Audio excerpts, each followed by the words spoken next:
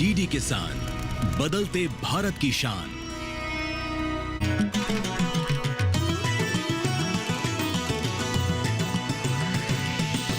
DD किसान, बदलते भारत की शान।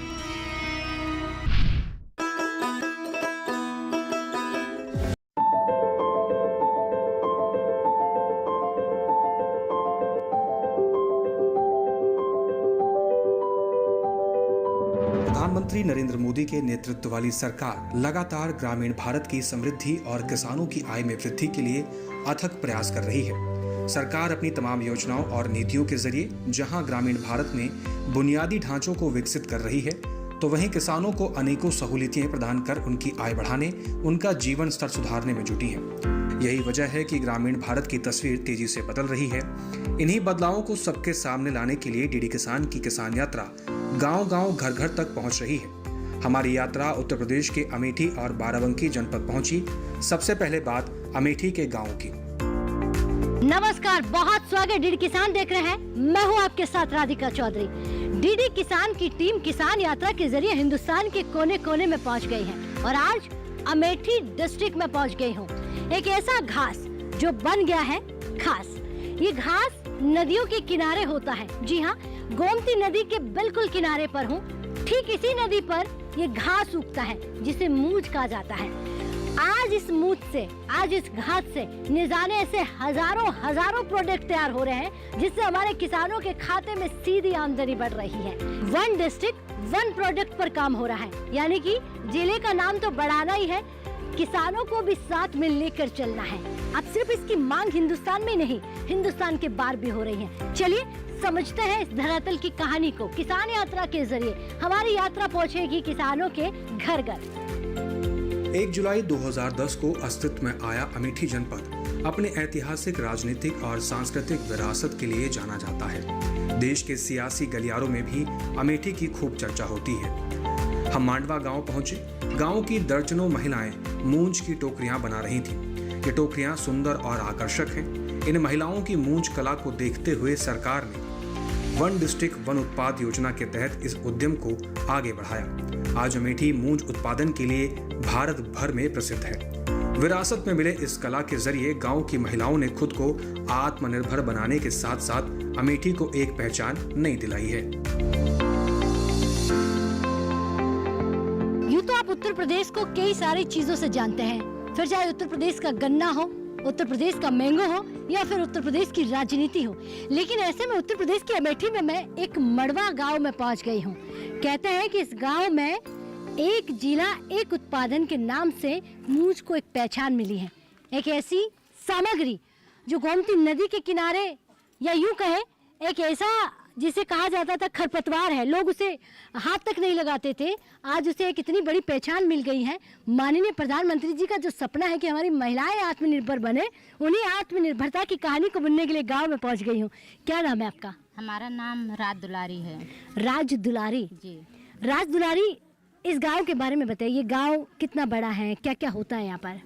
यहाँ पे गांव तो बहुत बड़ा है और ऐसा है कि जब से हमारी मोदी सरकार आई है और जब से हमारे योगी और हमारे मोदी, वो तो हमारे भगवान हैं, जब से आए हैं यहाँ पे, जब से इनका सरकार हुआ है, तब से जो है हम तो बड़े घूंघट में रहती थी, घर में जो है बाहर निकलती नहीं, उसकी बाद में बाज़ार भी नहीं जाती, घर में रह के जो है परेशान रहत रहीन।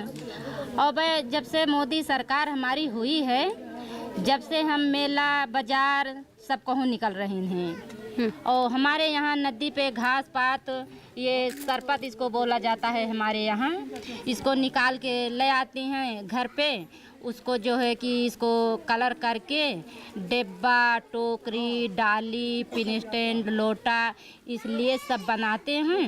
और उसके बाद में जो योजना आती है तो उसके बाद में मेला भी जो है चली जाई थे। अच्छा मुझे ये बताइए, अगर महिलाएं खुद काम करने लग जाएं, आपने कहा कि टोकरी आप बनाती हैं, जी। आपकी दोनों बेटियां भी बनाती हैं, कमाई हो जाती है? हाँ, कमाई हो जाती है, घर का गुजारा हो जाता है? घर का गुजारा हो जाता है। अगर महिलाएं खुद कमाने लग जाएं तो मुझे लगता है कि जो नारी को संकट आता है, महिलाओं को जो समस्या होती है वो कम हो जाती है। हाँ, कम हो जाती है। 4 पैसा जो है कमा लेती हैं तो उसमें बच्चे का खिला पिला लेती हैं, अपने बच्चों को समझा लेती हैं, 4 पैसा अपने पड़े लगे रहता है, समझा लेती हैं। और नहीं तो फिर पतियों जो दिए तो उसमें बच्चों समझाए जाते हैं। अच्छा मुझे ये बताइए, कितनी ग्रुप में है आपकी महिलाएं? हमारे ग्रुप में तो कम से कम 50-60 महिला हैं। राज दुलारी की तरह गांव की सैकड़ों महिलाएं मूंज व्यवसाय कर आत्मनिर्भर हो गई हैं। मूंज उद्योग ने अमेठी को राष्ट्रीय मंच पर ख्याति दिलाई है और स्थानीय लोगों की जीविका को मजबूत किया है। यात्रा में हम आगे और हमारी मुलाकात जिले के प्रगतिशील किसान मंधारा सिंह से हुई, जो प्रधानमंत्री नरेंद्र मोदी के श्री अन्न अभियान से खासा प्रभावित हैं। मंधारा सिंह खुद श्री अन्न की खेती करते हैं। उनका कहना है कि ज्यादा पैदावार के चक्कर में मोटे अनाज की खेती को दरकिनार करना किसानों के लिए दुर्भाग्य की बात है। इस आधुनिकता के दौर में किसानों को मोटे अनाज की ओर रुख करना चाहिए।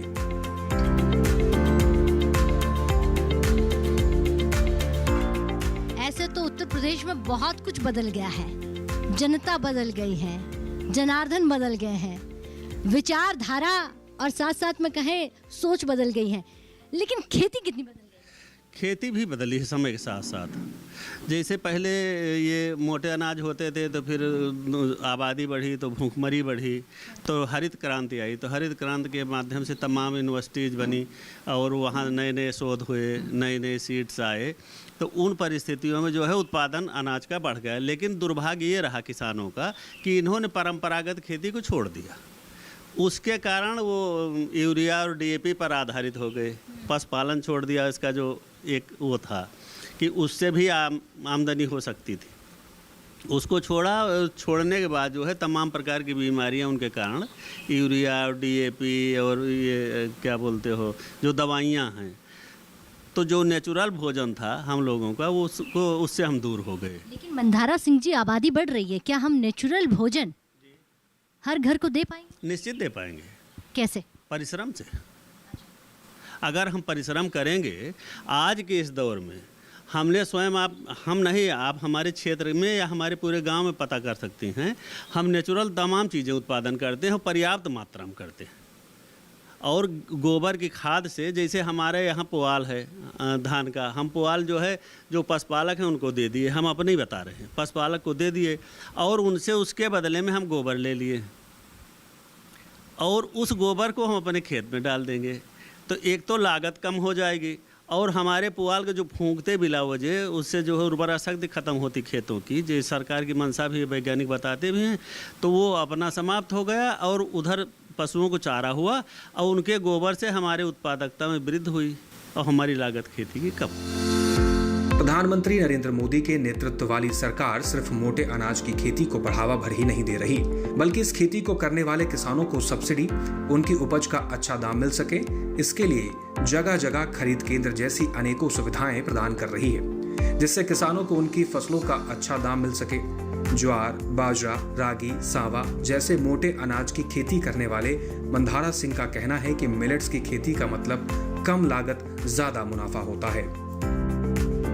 मिलेट्स यानी श्री अन्न, ये श्री अन्न में आप क्या क्या लगाते हैं? श्री अन्न में हम कोदो लगाते हैं, सांवा बोते हैं, उसके बाद में काकुन बोते हैं। अब उसका क्या वैज्ञानिक नाम है ये तो वैज्ञानिक लोग बताएंगे। और हमारे यहाँ मकरा होता है जिसको रागी बोलते हैं, ये होता है। और लहड़ा यहाँ बोलते हैं हमारे यहाँ उसको, लेकिन उसका नाम है ज्वार, तो उसको लगाते हैं। हमारे गांव में ज्वार की पर्याप्त खेती होती है और इसके जगह जगह सरकार ने खरीदने के केंद्र भी हमारे अगल बगल लगाए, जैसे जैनमगंज था हमारे यहाँ और जगदीशपुर में भी था, तो इसको हम अच्छे दामों पर बेच सकते हैं। 2023 जब श्री अन्न का नाम दिया गया, उससे पहले और आज भाव कितना बढ़ गया? भाव इसका बढ़ा है, मांग भी बढ़ी है। लोगों के समझ में भी आना शुरू हुआ है। जैसे हम इस बार 4-5 कुंटल जौ पाए थे। जौ भी हमारी यही कुमारगंज से लाए थे, काफ़ी पहले कृषि मेला लगता था, तो लैब टू लैंड एक योजना चली थी यहाँ, बहुत पहले चली थी, तो उससे हमारे गांव का जुड़ाव काफ़ी था। 10 लोग हमारे यहाँ के वहाँ कर्मचारी थे, तो उसमें जो है कि हम लोग वहाँ गए तो वहीं से ले आए थे। तो वही अभी चल रहा है, नया बदला नहीं हमने। वो भी ऑर्गेनिक होता है, उसमें कोई बहुत ये कुछ डालने की ज़रूरत नहीं पड़ती। और वो जौ के लिए आप समझिए कि सत्तू के लिए या उसमें गेहूं में मिक्स करके खाने के लिए तमाम लोग हमसे ले करके गए। तो हमने उनसे कहा भाई इसका 1.5 गुना आप हमको गेहूं दे दीजिए, जबकि जौ में लागत कम आती है, यूरिया का छिड़काव नहीं होता उस पर, और अपने आप हो जाती है आसानी से, पर्याप्त। हम जिले के कुछ और किसानों से मिलने के लिए आगे बढ़े। कहीं केले की खेती तो कहीं तरबूज तो कहीं दूसरी फल सब्जियों की खेती। यही हमारी मुलाकात युवा किसान मुकेश कुमार से हुई, जिनके पास कृषि के लिए खुद की जमीन नहीं है। बावजूद इसके उन्हें कृषि से बड़ा कोई व्यवसाय नहीं लगता।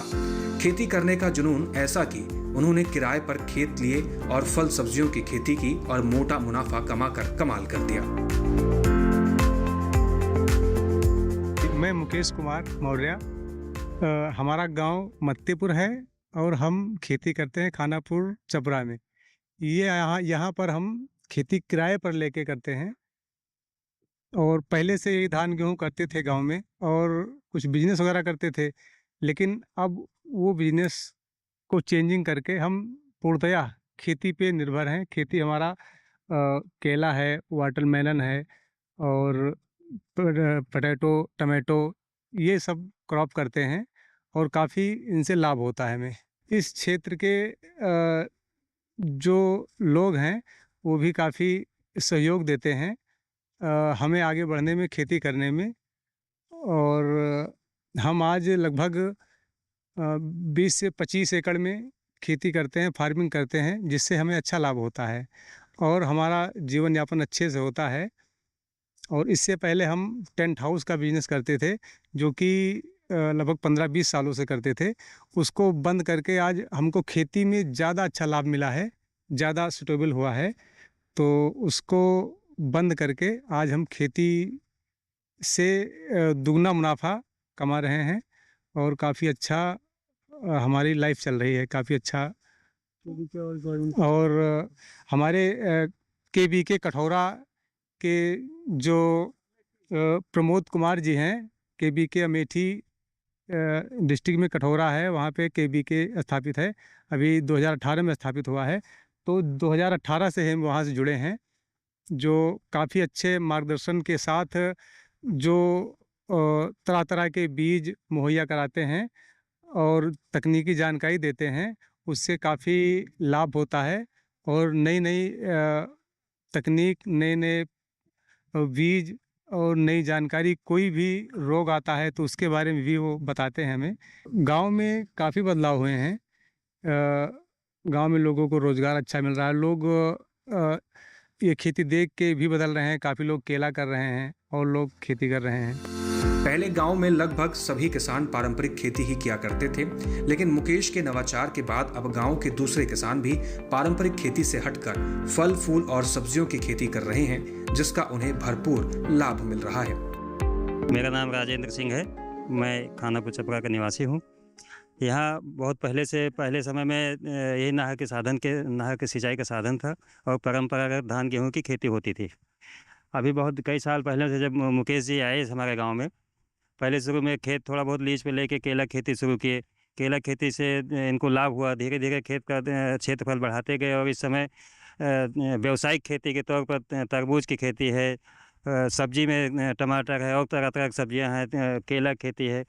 ये मुकेश जी करते हैं और कई सालों से कर रहे हैं और अच्छा लाभ कमा रहे हैं। इनके खेती से यहाँ के गांव के लोगों को रोज़गार भी मिलता है और इनको देख के गांव के किसानों में एक उत्साह होता है और सोचते हैं कि और हम अपने ढंग से बढ़िया से खेती करें। इनकी वजह से कई किसान फूल की खेती करते हैं। हमारे ग्राम पंचायत में बहुत बड़े पैमाने पर गुलाब की खेती होती है, गेंदा की खेती होती है। देखिए हमारे यहाँ शिव प्रसाद जी हैं, गेंदा की फूल की बहुत अच्छी खेती करते हैं। कई किसान हैं गुलाब का फूल यहाँ से दिल्ली तक जाता है हमारे यहाँ का। तो एक दूसरे की देखा एक दूसरे का काम देख के, लाभ देख के लोग उत्साहित होते हैं और बहुत अच्छे ढंग से खेती में हमारे यहाँ, हमारे ग्राम पंचायत में बहुत बड़ा बदलाव धीरे धीरे आ रहा है। और ऐसा रहा तो बहुत ही क्रांति आएगी और व्यावसायिक खेती की तरफ लोगों का झुकाव बहुत तेज़ी से बढ़ रहा है। श्री अन्न को बढ़ावा देने के लिए केंद्र सरकार लगातार प्रयासरत है। इस प्रयास का अमेठी में किसानों पर भी असर दिख रहा है। यहाँ बड़ी संख्या में किसान मोटे अनाज की खेती की ओर मुड़ने लगे हैं। किसानों का कहना है कि श्री अन्न की खेती ने उनकी जिंदगी बदल दी है। स्वास्थ्य लाभ के साथ साथ कम लागत में अच्छा मुनाफा हो रहा है। तो हमारा गांव शुरू से तो अन्न उत्पादित करता था मिलेट्स का, परंतु जब केवीके से संपर्क हुआ कृषि विज्ञान केंद्र अमेठी से, तो वहाँ के वैज्ञानिकों द्वारा जो मिलेट्स पहले उत्पादन होते थे उनके अन्न जो है चले गए थे, उनके सीड कहीं न कहीं गुम हो गए थे।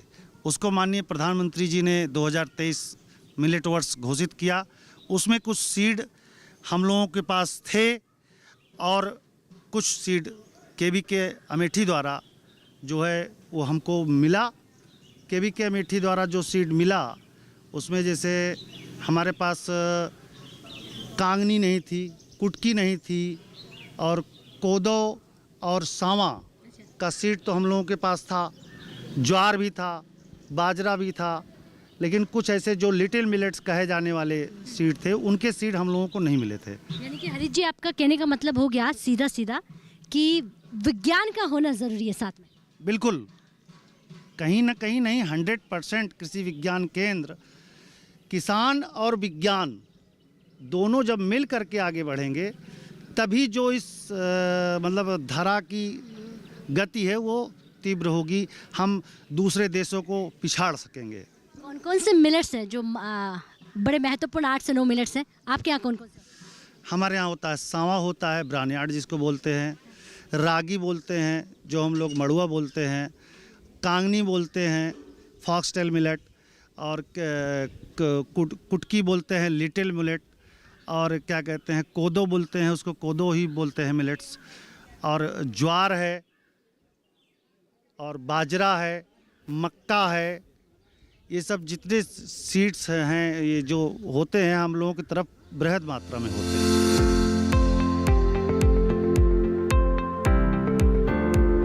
अमेठी के बाद हम उत्तर प्रदेश के एक और जिला बाराबंकी पहुंचे। यहाँ हमारी मुलाकात एक ऐसे स्टार्टअप चैंपियन से हुई जिनकी चर्चा आज चहुं ओर हो रही है। नाम है निमित सिंह। निमित सिंह को लोग मधुमक्खी वाला के नाम से भी जानते हैं। बाराबंकी के राजौली के रहने वाले निमित इंजीनियरिंग और MBA की पढ़ाई करने के बाद नौकरी करने की जगह खुद का व्यवसाय करने का मन बनाया और मधुमक्खी पालन को बतौर स्टार्टअप शुरू किया। धीरे धीरे मक्खी वाला के नाम से अपना एक सफल ब्रांड स्थापित कर दिया। आज निमित हजारों लोगों को रोजगार दे रहे हैं। निमित सिंह प्रधानमंत्री नरेंद्र मोदी के पॉपुलर रेडियो कार्यक्रम मन की बात के हीरो भी रह चुके हैं। प्रोफेशनल पढ़ाई करने वाले युवा भी इसे अपना स्वरोजगार बना रहे हैं। ऐसे ही एक युवा है यूपी में गोरखपुर के निमित सिंह। निमित जी ने बीटेक किया है, उनके पिता भी डॉक्टर हैं, लेकिन पढ़ाई के बाद नौकरी की जगह निमित जी ने स्वरोजगार का फैसला लिया। क्या हमारा हनी सिर्फ इंडिया तक ही है या हमारा यहाँ का हनी इस गांव का बाहर भी जा रहा है? नहीं, हम एक्सपोर्ट भी करते हैं, हम केन्या भेजते हैं, हम दुबई भेजते हैं, और मुझे ये उम्मीद नहीं थी कि सरकार इस तरह से सहयोग करेगी। अभी पिछले 2 वर्ष पहले मुझे पहली बार अगर मैंने फॉरेन ट्रिप किया तो मुझे उत्तर प्रदेश सरकार नहीं कराया। मैं दुबई गया था और दुबई जाके वहाँ पे बहुत बड़ा फेयर होता है। उस फेयर में हमने अपने हनी को प्लेस किया और वहाँ से हमें मार्केट मिला। वहाँ से जो हमें मार्केट मिला उस मार्केट जैसे हमने केन्या का मार्केट, अभी वर्ल्ड फूड होता है दिल्ली में, हर साल भारत मंडपम में वर्ल्ड फूड होता है, तो वर्ल्ड फूड से हमको केन्या का मार्केट मिला। उस वर्ल्ड फूड में हमारा अपना स्टॉल था। उस स्टॉल में हमको PMFME स्कीम है जो भारत सरकार की मिनिमम फूड प्रोसेसिंग स्कीम है, उस स्कीम में हमको एक स्टॉल मिला था अच्छा, स्टार्टअप में सरकार जो है फंड भी देती है, आपको सरकार से क्या मदद मिली है, क्या सुविधा है? स्टार्टअप में अभी हमारा recently नियाम national institute of agriculture marketing जो कि भारत सरकार की संस्था जयपुर में है, हमने वहाँ पे अपने स्टार्टअप को अप्लाई किया था। वो स्टार्टअप हमारा बी ब्रीडिंग पे था और हमने उसमें डाला था कि हम पोलैंड से वो टेक्नोलॉजी सीख के आना चाहते हैं और सीख करके आ करके हम यहाँ पर उस टेक्नोलॉजी को ट्रांसफ़र करना चाहते हैं। तो मेरा प्रेजेंटेशन था और साल भर के प्रेजेंटेशन के बाद मेरा सिलेक्शन हो गया। उसमें 25 लाख का ग्रांट भारत सरकार की तरफ से है और अभी फर्स्ट ग्रांट हमारा रिलीज भी हो गया और उसमें 5% ओन कंट्रीब्यूशन हमारा होता है। तो स्टार्टअप ग्रांट्स में भी हम आ चुके हैं भारत सरकार। निमित सिंह की सफलता की कहानी आज दूसरे के लिए प्रेरणा का स्रोत बन गई है। अब वक्त था बाराबंकी के कुछ और खेत खलिहानों तक पहुंचने का। युवा किसान दुर्गेश मौर्य से मिलिए। इन्होंने केवीके की मदद और सरकार की योजनाओं का फायदा उठाकर ड्रैगन फ्रूट की खेती की और अच्छा मुनाफा कमा रहे हैं। ड्रैगन फ्रूट की खेती कर रहा हूँ। मेरा लगभग 7 साल हो गया है ड्रैगन फ्रूट की खेती करते हुए और जब से हमने फ्रूट स्टार्ट किया है इससे जो है काफ़ी क्रॉप से जो है बहुत बढ़िया प्रॉफिट है। हमें जो है धान वगैरह या फिर ये गेहूं वगैरह से काफ़ी बढ़िया प्रॉफिट इसमें। ये मान के चलिए जो है ये हमारा ड्रैगन फ्रूट 200 से लेकर के 300 रुपये किलो तक का बिकता है पर केजी। मंडी में हमारा लखनऊ मंडी में ही बिक जाता है। कुछ फल हमारा ये बिशनपुर में भी बिक जाता है। बाकी इसमें जो है प्रॉफिट काफ़ी बढ़िया। हमारे आसपास के जो किसान हैं वो पौधे लेकर के कर रहे हैं। फार्मिंग बहुत अच्छी चल रही है। इसमें इंटर क्रॉपिंग भी कर सकते हैं हम लोग, जैसे प्याज है या लहसुन है या फिर जो है मेथी है, धनिया है, ये सारी चीज़ें इंटर क्रॉपिंग में कर सकते हैं। हमने एप्पल भी लगा रखा है हरमन 99 और इसमें अभी हमने ट्राई किया है ये जो पीला वाला कागदी नींबू आता है 12 वो भी हमने लगा रखा है। लगभग 250 पौधे हैं ड्रैगन फ्रूट में ही। बहुत बढ़िया क्रॉप चल रही है और इससे जो है आसपास के किसान भी हमसे जुड़ रहे हैं और बहुत बढ़िया प्रोडक्शन प्राप्त कर रहे हैं। अब जनपद के प्रगतिशील किसान नवनीत वर्मा से मिलिए। तेजवापुर गांव के रहने वाले नवनीत ने पारंपरिक खेती से हटकर नवाचार किया और केले टमाटर की खेती की। परिणाम नवनीत को दोबारा पीछे मुड़कर नहीं देखने पड़ा। खेती किसानी एक घाटे का सौदा है, लेकिन मैं इस मिथक को नहीं मानता क्योंकि हमने जो करके देखा है अपनी आमदनी को 2 नहीं 4 गुना तक बढ़ाया है और इसमें सरकार का भी काफ़ी महत्व है क्योंकि सुरक्षा की दृष्टि से भी, ट्रांसपोर्टिंग की दृष्टि से भी, रोड की दृष्टि से भी हर तरह से खेती में हमको सहयोग मिला है सरकार का। जैसे अब सिंचाई के लिए हमको भारत सरकार से बिजली हमको फ्री मिल रही है। सिंचाई के लिए बिल हमारा फ्री हो गया। हमको अब सिंचाई का कोई पैसा नहीं देना होता। अपना पंप है तो हम फ्री में अपनी सिंचाई करते हैं। और किसान सम्मान निधि भी हमको मिल रही है, उससे भी हमारा अपना कुछ पैसा निकलता है जो कि अपनी खेती किसानी करने में हमको इस पैसे से हमको मदद मिल जाती है। तेजवापुर गांव के बाद हम दौलतपुर गांव पहुंचे। यहाँ हमारी मुलाकात एक ऐसे सफल किसान से हुई जिनके कृषि इनोवेशन ने न उन्हें सिर्फ मालामाल बनाया बल्कि कृषि क्षेत्र में एक नई पहचान दी। हम बात कर रहे हैं सफल किसान अमरेंद्र प्रताप सिंह की। नमस्कार, मैं अमरेंद्र प्रताप सिंह, इनोवेटिव फार्मर, दौलतपुर जनपद बाराबंकी से हूँ। मेरे द्वारा पिछले 13-14 वर्षों से विभिन्न प्रकार की फल व सब्जियों की खेती की जा रही। सबसे पहले 1 एकड़ केले से शुरू किया। 1 एकड़ केला लगाया, उसके बाद में दूसरे साल फिर तरबूज खरबूजा शुरू किया। हमारे यहाँ तरबूज खरबूजे की खेती पहले ट्रेडिशनल तरीके से होती थी। नदी के किनारों में लोग ऐसे बीज डाल देते थे और फिर वो बारिश और नदी के पानी से सिंचाई करके तैयार करते थे। हम लोगों ने नान्यू इंडिया के साथ जुड़ करके फिर उसको मल्चिंग के साथ, ड्रिप के साथ और आधुनिक तकनीक से करना शुरू किया। पिछले 10-12 सालों में करीब 3000 किसान हमसे जुड़ करके अभी तरबूज खरबूजा और विभिन्न प्रजातियों की खेती कर रहे हैं। जब हम लोगों ने शुरुआत किया था उसके बाद में 1-2 साल के बाद फिर ये हुआ कि जैसे केला और तरबूज खरबूजा हम कर रहे हैं, तो फिर मैंने कहा कि क्यों ना कुछ और चीज़ों को हम, कुछ नई सब्जियां, कुछ नए फलों के बारे में सर्च करें और उनको थोड़ा सा तरीका बदल करके और कुछ करना शुरू करें। मैं केवीके के संपर्क में आया, उनसे मैंने केवीके के जो हमारे हेड थे उनसे जानकारी ली। कई सारे किसानों के फार्म पे गया, कई सारे जो सरकार के यूट्यूब चैनल हैं उनसे जानकारी ली। जो उद्यान विभाग के अधिकारी थे, जो कृषि विभाग के अधिकारी थे, उनसे जुड़ करके और फिर स्ट्रॉबेरी, शिमला मिर्च, अचारी मिर्च, कलर्ड गोभी जिसमें कैरोटीना, वैलेंटीना, ब्रोकली, विभिन्न प्रकार की लगभग 1 दर्जन फल व सब्जियों की खेती शुरू की। इसलिए 12 वर्षों में अब हमारे साथ करीब करीब 6-7 हज़ार किसान पूरे देश भर के जो विभिन्न राज्यों से, अलग अलग राज्यों से भी हैं, ज़िले से भी हैं, जुड़ करके फल और सब्जियों की खेती अनेकों प्रकार की कर रहे हैं। खेती किसानी में नवाचार, आधुनिक तकनीकी का इस्तेमाल कर आर्थिक रूप से सबल हो रहे हैं। कृषि क्षेत्र तेजी से बदल रहा है और किसान खुशहाली के रास्ते पर चल पड़े हैं। हमारी आज की किसान यात्रा को हम यही विराम देते हैं। अगली कड़ी में फिर किसी नई जगह, नई जानकारी के साथ आपको अवगत कराएंगे। तब तक बने रहिए हमारे यानी दूरदर्शन किसान के साथ। नमस्कार।